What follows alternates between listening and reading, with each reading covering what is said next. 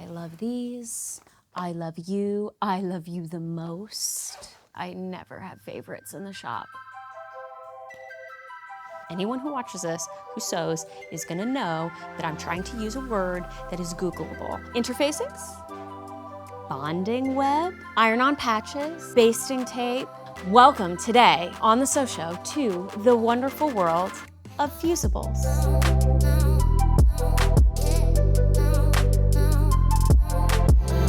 In this video, we're gonna talk about Fusibles. Fusibles are a family inside of sewing notions that involve some sort of glue, usually like little beads of glue. Now, interfacing is its whole own family that kind of Venn diagrams with Fusibles. Some interfacings have it, some don't. In the shop, the interfacings that we prefer are all gonna be fusible. So let's define that now.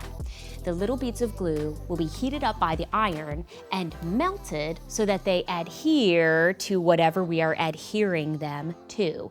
So in this case, mainly it's gonna be fabrics, maybe a little bit of leather, but our goal here is to take either a stiffener or interface and get it to adhere to another fabric to give it structure and stability. So let's look at the ones that we love to use here first. So the world of interfacing is huge. There are tons of different kinds. Sew-in, non-sew, iron-on, but let's look at what we love the most.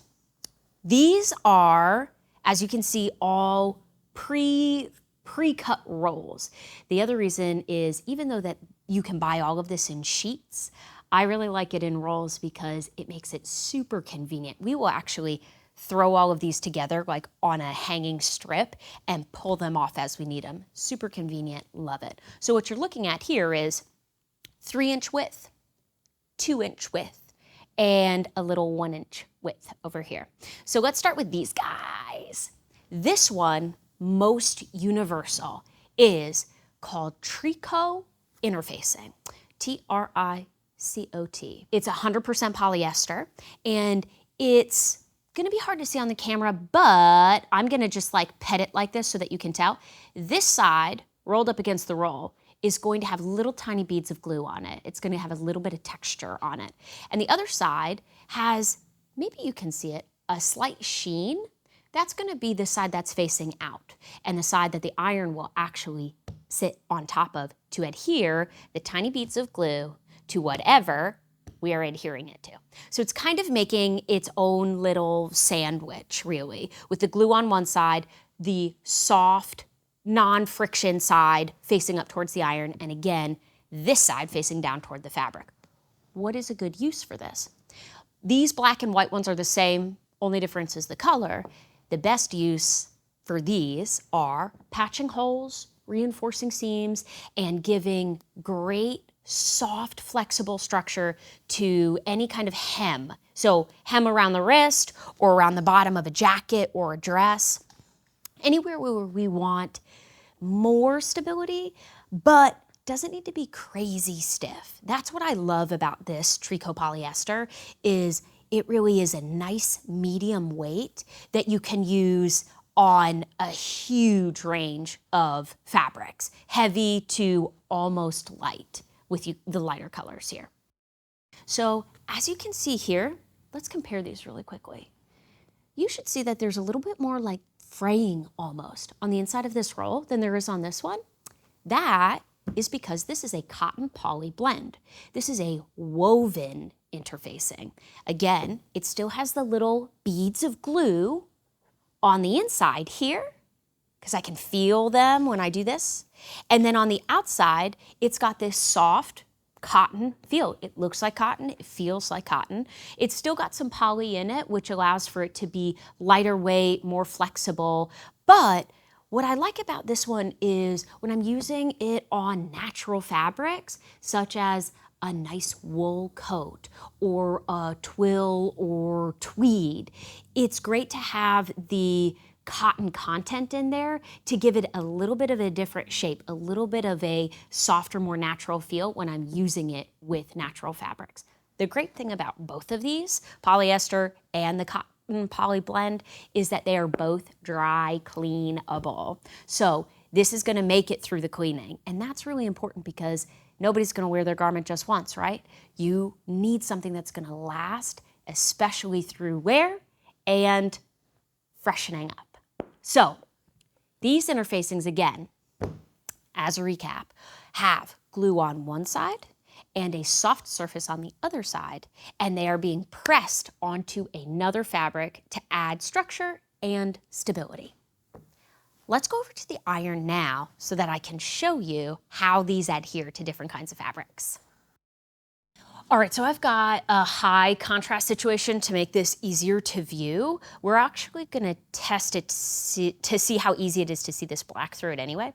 This 3-inch wide interfacing is, you'll notice, a little bit longer than this actual piece of fabric. And the reason I'm gonna do that is to really illustrate the adhesive nature of it. So this, can you tell the difference that these, it's almost slightly sparkly, honestly, on the black.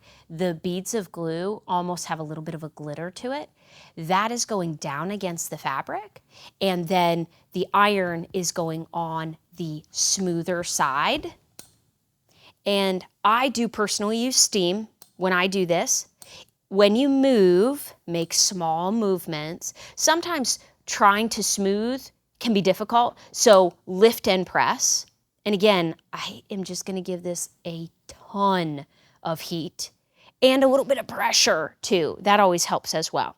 Now, before you peel it up to test it, give it a minute to cool off. I do that to give it a little bit of airflow. And now, the little bit that was off of our pink fabric is stuck to the board now. You see how it's kind of adhering? That's good. I'm also going to use that little lip again to test it. So let's see how easily this pink fabric will separate from this black. Haha, not very. If I force it, it'll go. Okay, but that was a pretty good adherence. I'm going to do it again. And this time, I'm actually going to cut off this little lip, and I'll bet you we won't be able to separate them. You see, I can kind of peel that back and sort of ruin it if I try, but that's really nice. I wonder if you can see how this gives me a little more resistance as I'm trying to bend it, whereas this is really easy to flop over. This is a medium weight fabric, canvas, a canvas twill with a cotton content, and all I'm doing is just giving this side more support and structure than this side. So again, great on a cuff, great on a hem, just nice for that good structure. Now, on the other side, let's put our cotton poly blend. This pink, actually, because I can feel that it's got somewhat of a cotton content in it, might be a better candidate actually for this. So say that this pink pant is a beautiful wide leg flared like pant. Putting this gray woven interfacing, poly cotton, on the bottom as a little bit of a structure that would hold the pant leg out and give it that really rounded flared look, that would actually be really cool. I would definitely do that. And in this case, you won't be able to tell from the visual the difference between the structure. It gave them both probably equal amounts of structure. So in the end, it really comes down to what kind of feel and the weight of the fabric. In this case, because we've got this nice medium weight cotton, either one would work just fine. But for me, I think that this blends better because it's got cotton in it and the fabric itself has cotton in it. And so that adherence is going to be really good and the look overall is going to be really good. Plus, I would wash them the same. And so I like keeping with similar fabrics whenever possible. The other thing I'm going to do to test this out before we move on is stretch it and see if I get any edges pulling up. Don't stretch it too hard, especially if it's not a stretch fabric, obviously. But I want to make sure, yeah, boy. I mean, I can, As you can see, I can pull it up and ruin it, sure, but keep in mind that when you're using these types of interfacings, they're probably going to be either on the other side of a lining, so protected or not viewable, or they're going to be in a section of the jacket that you're not actually exposing to skin or the air. It's probably going to be encased in a collar, encased in a sleeve, encased in a hem. So both of these I really like. The last thing that I will point out is the black is a little bit easier to see through there. So again, in this case, this nice gray is a little bit more neutral and a little bit less obvious to me as I hold it up to the light.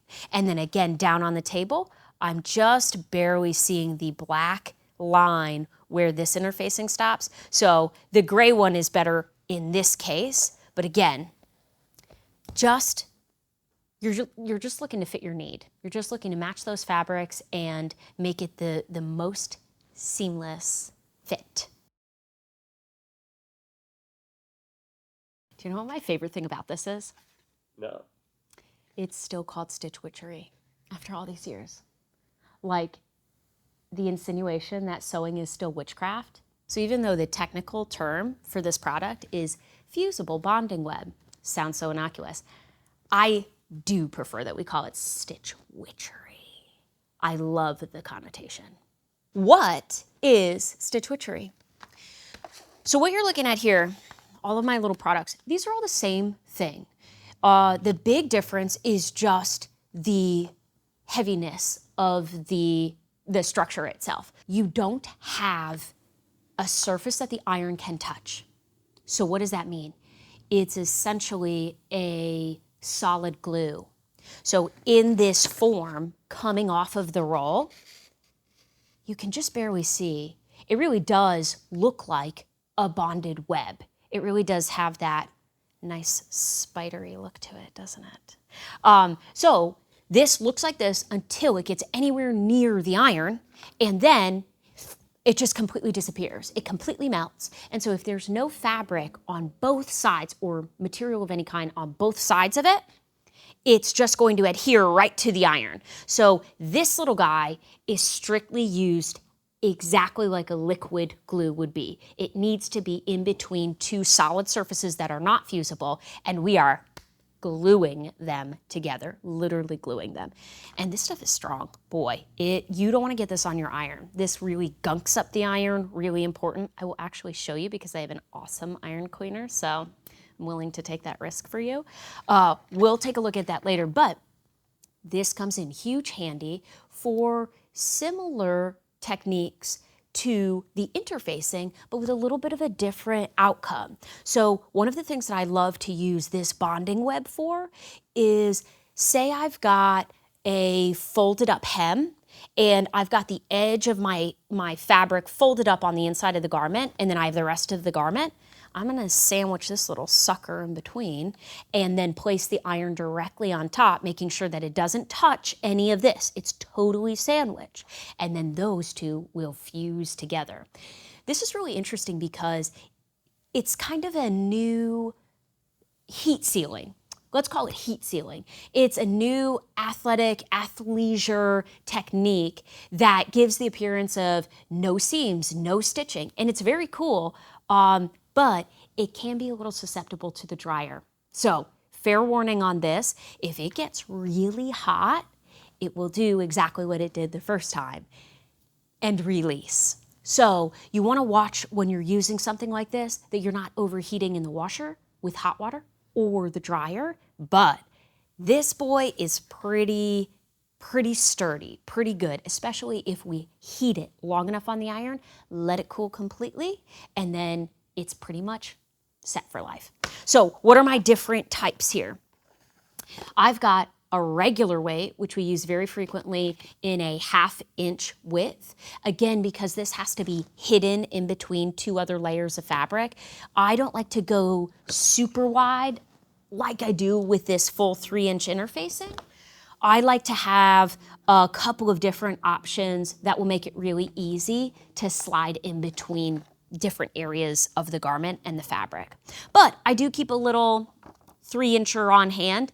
This is a heavyweight, and again, it really is just the thickness of that bonding web. So the regular weight or the ultra lightweight are gonna be my favorites, because the one other thing that you have to watch, and we'll go over to the iron next, is if you're putting this in between 2 layers of fabric that are lighter weight themselves, you might get the stiffness of the outline where you can see this being placed. So we wanna make sure that we match the weight of the fabric with the weight of the fusible bonding web.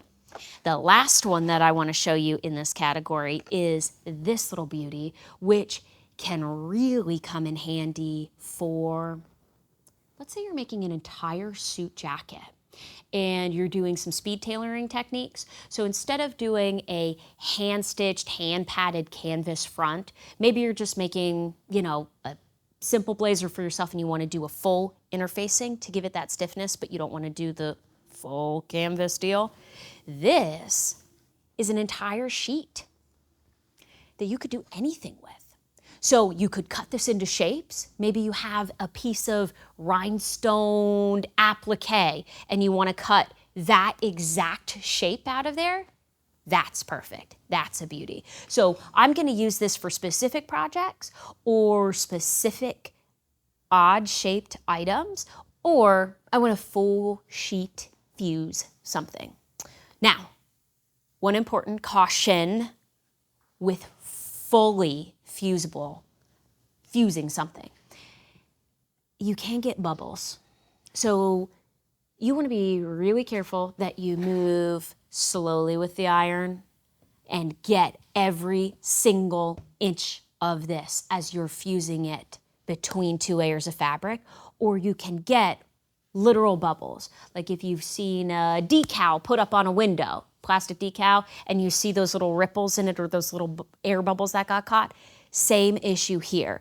And that's a weak point. So you, over time, are gonna notice that those will get bigger and you wanna watch out for that. So use with caution, use with high heat, but definitely use it because it's fun, you know? Witchcraft, right? Here we've got our stitch witchery. And like I said, this is it's not quite 1/2 inch, it's a little bit bigger, 5/8 inch. And we're going to be using this pant bottom that I cut off and sandwiching it in between. So you can kind of tell that this is what I'd call a performance fabric. It has this herringbone imitation on it, but it is not actually a herringbone tweed. It really is a spandex poly-backed performance fabric. So it stretches and moves, and this herringbone is actually just printed on it. So this is a great candidate for our stitch witchery or fusible bonding web. We are gonna sandwich this little guy. We've already pressed up the hem.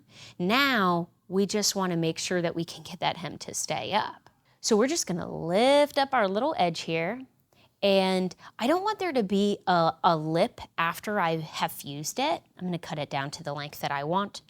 And so I'm trying to position it so that that fusible is right there at the edge and then folding it down. What's great about this bonding web is it has kind of a sticky isn't the word. It has sort of a gripping nature, and so it will kind of grip the fabric as you're trying to place it in. So that sort of helps with that placement so that you don't have to use pins. Since we're using the iron, I really want to avoid using pins because I don't like the impression of the pin or pin head when I'm doing something like this. So as you can see, right there, hidden just barely under the edge, and now we're going to slam it. One note right now, that little bit that you saw me cut off, do not leave that on the ironing board. If you do, I promise you that you will accidentally stick it to a part of the pant that you don't want it on, and it will be a nightmare. We're going to show you that next. Okay. Let it cool for a little bit before you test it. Actually, while it's still hot, let's ruin it real quick. That, see, not enough. So that gives you an idea. That was only partially heated enough. Here, we got some decent heat. Over here, we didn't. Okay. back to the drawing board. This is another reason that for me, I do think the steam is important. The steam really ups the heat factor, and we really need an excessive amount of heat to get that glue to melt entirely. Because we run into issues later in the wash if it's not totally melted and adhered, and just in general with wear. I really want a good seal here. I'm actually gonna use my little clapper and really just punish it. I mean, if we're not gonna sew, we might as well have a little bit of fun. Okay, now let's see. Still warm. I'm pressing it with my fingers to maybe try to encourage that bonding. Okay? Man, looks good. I love that you have no stitching, no inkling of that glue from the outside. That's what people love about this. That's what I love about it. It's really, really nice. Even still allows for some stretch too, which is pretty cool. This time, I don't think we have a chance at pulling it up. Oh God, no. Nope, bonded forever. Soulmates. I really do like this stuff a lot. I love it with the performance materials, but natural fabrics too, wool, cotton, that all of it is good. Man, I love that. And it gives it a tiny bit of stiffness. So even though fusible bonding web or stitch witchery is not considered an interfacing per se, it definitely gives structure to whatever you have sandwiched it into. So this part of the hem has just a little bit more body than this part of the hem that it isn't in. So it kind of toes the line. That's why it's a Venn diagram. It really like toes the line between being a stabilizer, but really serving most as a glue. And that's what I want to show you next. So this little guy, I cut off so that I could fit that piece in there where we were working. And I'm gonna leave it on here to show you what a terrible mistake can be made, but also because the contrast is awesome. So let's see if I can get this to just, ooh, you see how it's starting to like act up? It's starting to melt and sort of like come up towards the iron. That is what's happening, but on a larger scale, and it should feel sticky because we're literally taking a solid glue and melting it. Now, that's where you get into trouble. You see that? So we just got gunk on our iron. We just got a weird mark on here. And I will tell you this, this won't come out. I mean, I can try to pull it up still because we didn't get it too bad, right? So it's starting to come. But the part where I put the iron on it, that could be there forever. I mean, even dry cleaning doesn't really work. This fusible is strong, so do be careful. Don't leave any of the portions that you've trimmed on your working ironing surface or you will be in trouble. So we want to make sure that we clean that off. I didn't hit it too bad. No, still on there. Got to break out my big gun. This little guy at the end of my mitt, this is a fancy one that I bought from a dry cleaner supply, but this is essentially just steel wool.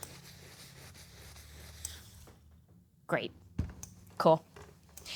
Awesome, good to go. Got that little bit of gunk off. Okay, now let's look at our full sheet. So I've cut a little bit of that full sheet there.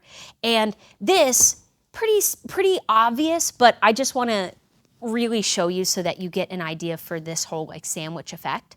Oh, I'm gonna cut this down as is evident by the example I just showed you. We do not want any of this actually touching the iron.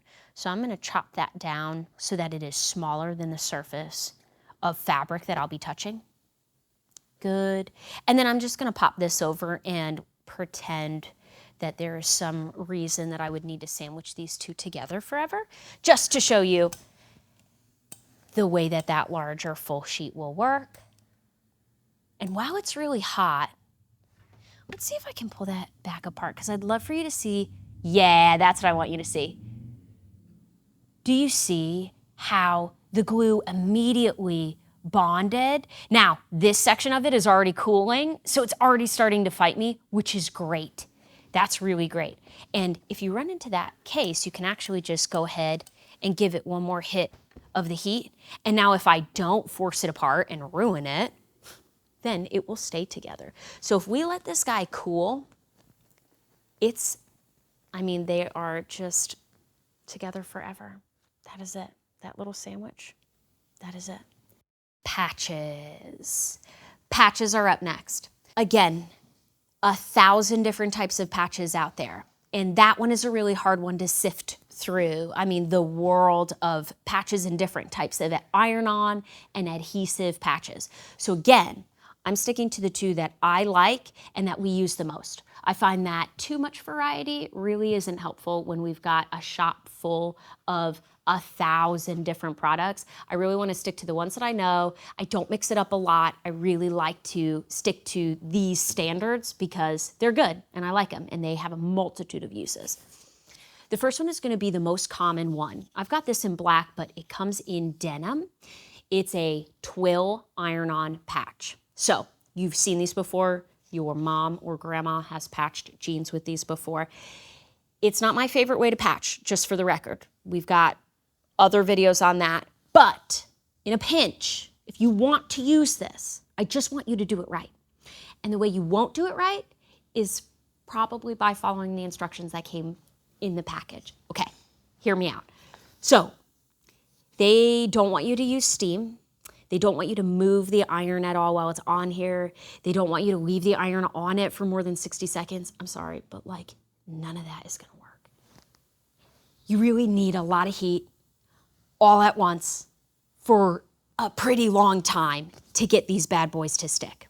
Now, again, they're useful, but because they are iron-on, you do really have to be careful when you put them in the wash and in the dryer because the heat from hot water in the washer and hot air in the dryer can reverse exactly what you did with the iron. So you can get these all balled up and gunked up in the washer or dryer with all of your other clothes. So caution, they work and you can use them and they are really functional, but I would suggest cold water, low tumble or dry air because these things really, they work with heat, which means they work with heat. So you just want to be careful about reheating anything that you use them on. We'll take a look at this one as well, but good for denim, good for anything that, when I say twill, I mean to say that you can kind of barely see that diagonal sort of grain in it. And the easiest example to imagine with that is denim or jeans. So a jacket, pants, whatever. This little guy is very interesting. He is new in the shop. We recently found it because it's getting into winter coat season.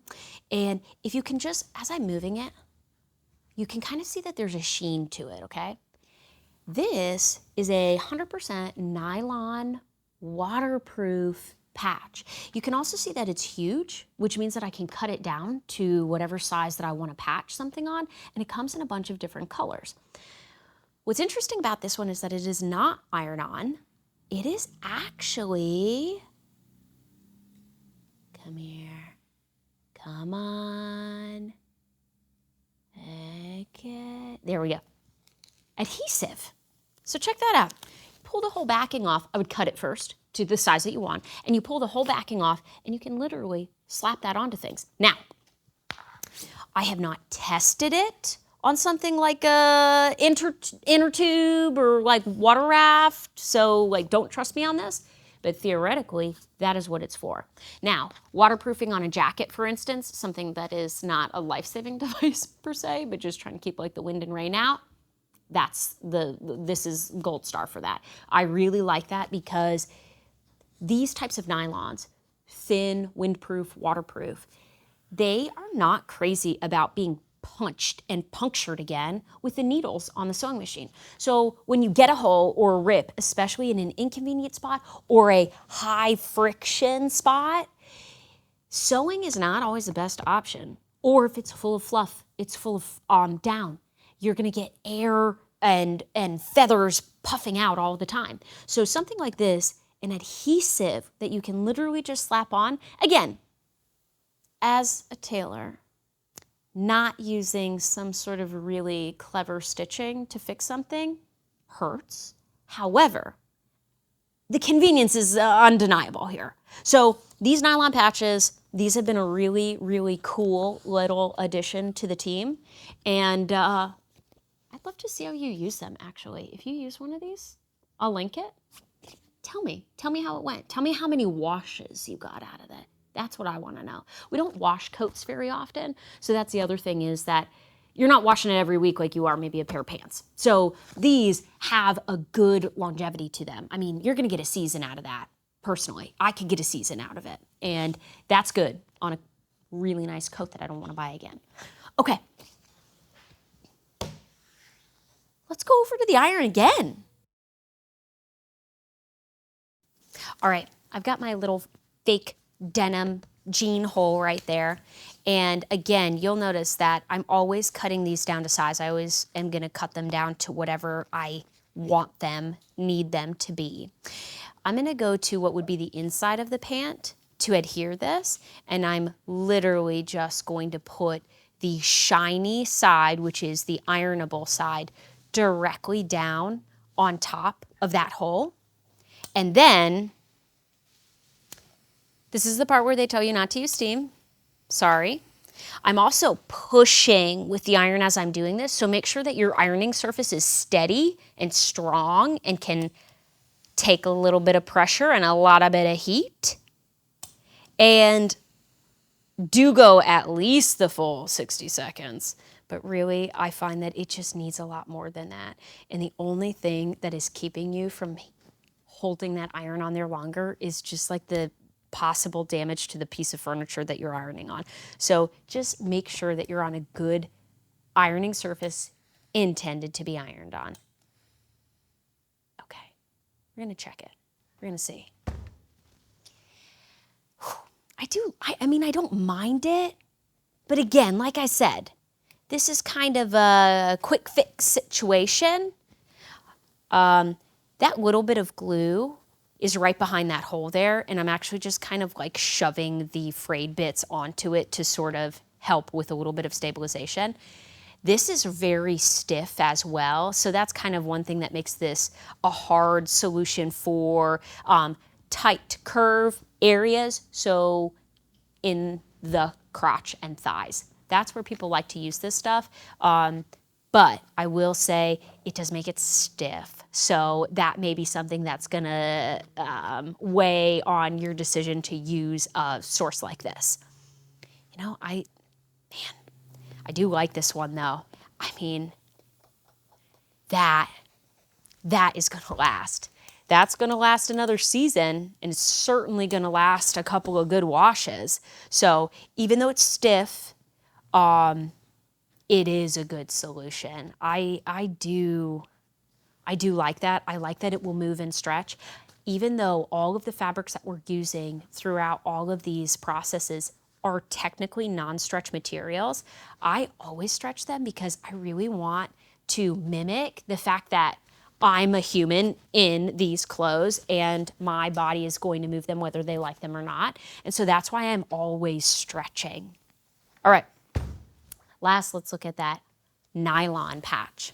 So I've got my little square of nylon and I'm starting to peel the back off.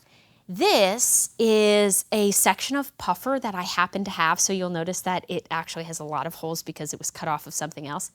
Disregard, okay? We're just gonna pretend that this is the only hole right here, and literally, you pull the backing off of this bad boy, and we're just like sticking it on there. It's so sticky. It's so adhesive. It doesn't need iron. It doesn't need heat. It's just like there.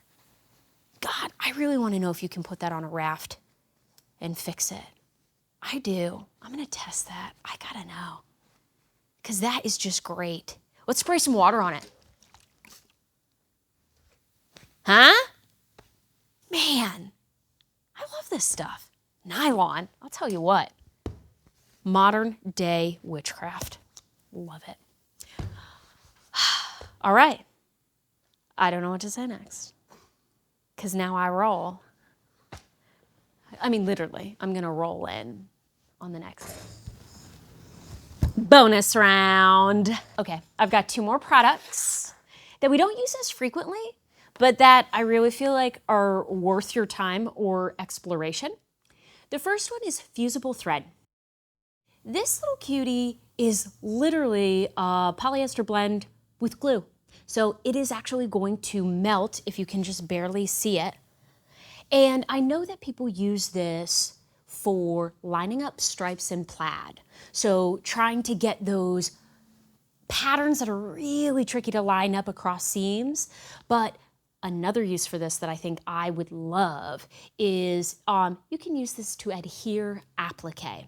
And because we work on a lot of wedding dresses, that's super useful for us. So stitching through lace or, any kind of lace or rhinestone type applique, and then setting that iron on and being able to really get that to stay for keeps.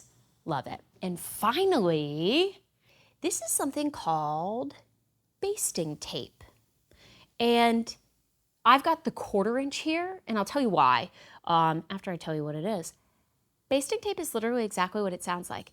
It's like basting, so a stitch that you would put to hold 2 things together that you're not intending to use as the final stitch. So it's big, 4 or 5 length stitching. It's really just for holding it together in place. Except this one is truly tape. So instead of using it for fabric, I don't use it for fabric very often because, again, straight up piece of tape. It adheres, but it doesn't melt. This is going to be for leather.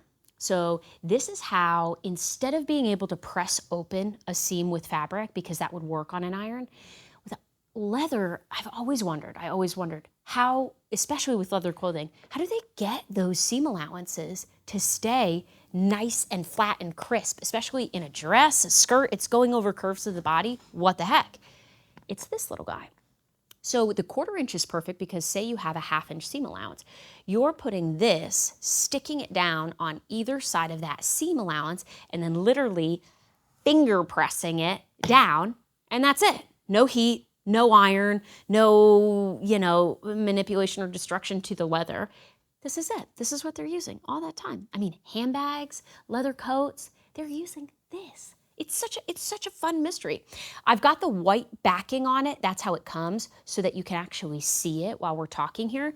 But let's see if I am clever enough to pull this white backing off. These nails are sometimes worth it. There we go. Okay. Can you see the difference? Can you see that? So that's what I mean. Straight up tape. This white portion that comes off, that's just garbage. You don't need that.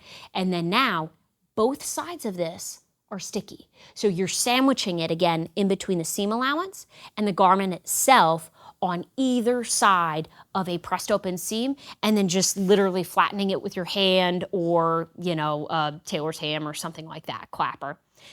And that's it. What a cutie little trick. Okay, for our bonus round, our little bit of leather, I've sewn this little seam in here just so that, again, I can show you how crazy this is. So you're looking at it here on the flat surface and you can tell, there's nothing that you can do to get that nice crisp press like you can with a piece of fabric. And so that's where this little baby comes in.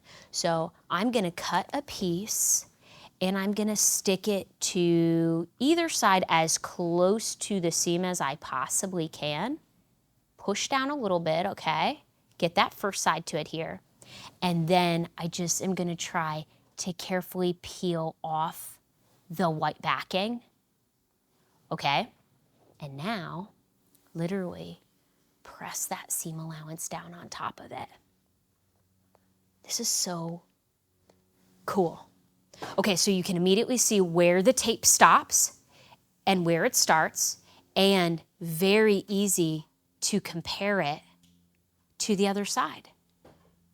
And of course, the big thing with this one too is that You don't wash leather the way that you wash clothing. And so this tape solution is actually completely realistic for a seam, maybe even a repair, say on a leather jacket or on a purse, because this is genuinely how we get these pieces to fuse together. And it's a good, strong, I should have put it closer to the edge there, but it's a good, strong bond.